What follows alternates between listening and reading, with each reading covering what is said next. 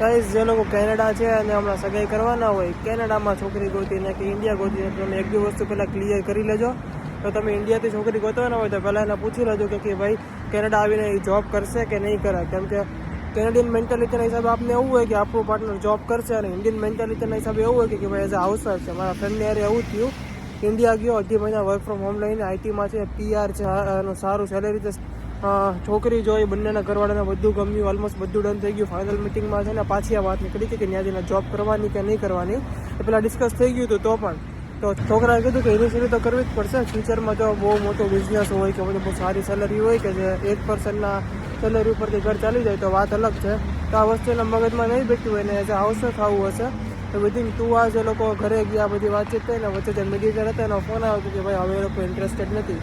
તો 1 મહિના વાત છે, 1 મહિનો તો બગડી ગયો. આ વસ્તુ પહેલાં જ ક્લિયર થઈ જતો તો બંને લોકો બીજા શું કહે બાયોડેટા જોઈ શકતા. કેમ કે એકવાર તમે અહીંયા આવી ગયા ને પછી આ ઇસ્યુ આવ્યું અને ડિસ્કસ નહીં કર્યું હોય તો અલગ જ પ્રોબ્લેમ છે.